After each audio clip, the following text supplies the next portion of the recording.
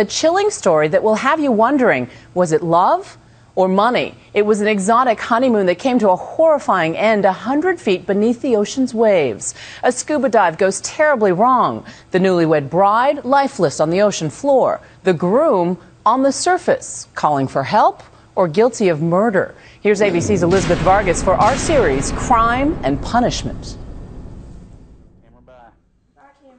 This home video of a happy newlywed couple packing for their honeymoon in Australia is one of the last images of Tina Watson alive. Their fairy tale wedding behind them, they set off to go diving in the Great Barrier Reef. She was very excited about her wedding. She always wanted to be the princess bride. She wanted everything just perfect. She had it planned out perfectly. But 11 days later, Tina was dead. Now, Gabe Watson stands trial in an Alabama courtroom accused of murdering her, with Tina's parents front and center in their quest to find out what really happened to their daughter. This is about getting justice for our daughter. Prosecutors began the trial this week by showing jurors this photo of Tina lying lifeless on the ocean floor.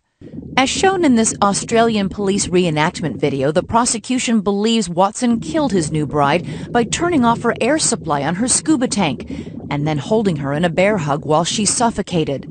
They say he then turned the air back on, which is how it was found, all in under 6 minutes. The defense argues that scenario is impossible and that Tina's death is a tragic accident. Two inexperienced divers. And a perfect storm, a culmination of bad facts and bad circumstances. I could tell at that point, she was scared before it, but at that point I could tell that, she was frightened. Today in court, the jury watched a tape of Australian police questioning Gabe about the dive. Gabe says Tina struggled to swim in the strong currents and that she began to sink in the deep water. He says he signaled to her to inflate her buoyancy vest to help her stay afloat, but that she couldn't. He then took her hand and tried to pull her along. Her hand hit my mask. It knocked my mask sideways. So I had to let go. Gabe then says he made a fateful decision to go up to the surface to get help for Tina. In that split-second decision that he made underwater, at 45, 50 feet of water, with a current in his face, and his wife sinking away from him, he made that decision to go for safety and go for help up on the surface. That decision he has been second-guessed for 9 years. But prosecutors say Gabe Watson has done more than second-guess his actions that day. They say he's changed his story about what happened several times. The fact he keeps changing his story, the fact that he's lying.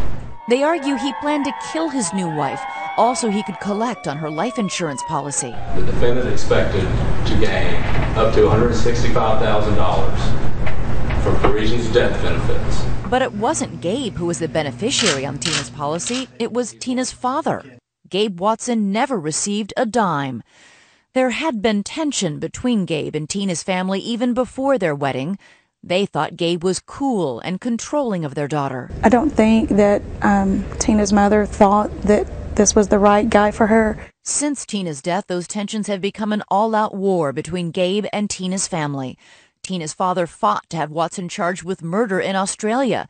Gabe Watson did ultimately plead guilty to negligent manslaughter. Well, the manslaughter standard that he pled guilty to is a very obscure Australian law that says that if you undertake a dangerous activity with someone, you have a significant responsibility to make sure that they're safe. Not that he killed her, but he didn't do enough to save her. After spending 18 months behind bars in Australia, Watson returned home, only to face murder charges again. The state has to show that the defendant caused her death by drowning, that the defendant acted intentionally in causing that death. Australian journalist and seasoned diver Peter Patrick has been following the case for years. He says there is evidence Gabe's story of what happened could be true, that Tina could have panicked on this deep and difficult dive. She shouldn't have been diving in that depth of water for her first ocean. I mean, this was the very first time she'd been diving in the ocean, and she chose what's really a fairly significant diving event. Gabe and Tina were attempting what's called a drift dive over a century-old shipwreck. Currents are so strong, divers are told not to fight them, but instead to drift over the submerged ship. Patrick has done the dive himself. It wasn't a Formula One dive, but it was a good run around the racetrack where you needed a lot of skills and you needed to be prepared. She had just learned how to scuba in an Alabama pond, where her instructor said she also suffered a panic attack, even in those calm waters. Divers use more air when they are fighting currents to swim, or when they are panicking. Tina's tank showed she had consumed an unusually high amount of air. I think the evidence at the trial will be consistent with panic and consistent with Gabe's story. The dive organizers on the reef that day were found guilty of negligence and paid a fine for violating their own safety procedures by letting a novice diver go unescorted into the water. Gabe's defense lawyers say that didn't seem to matter to police. They were so convinced of Gabe's guilt early on, they turned what they saw as his unemotional response into evidence of murder. When he returned to Alabama, he met with grief counselors. He attended a young widow and widowers group, a support group. He grieved. He couldn't date.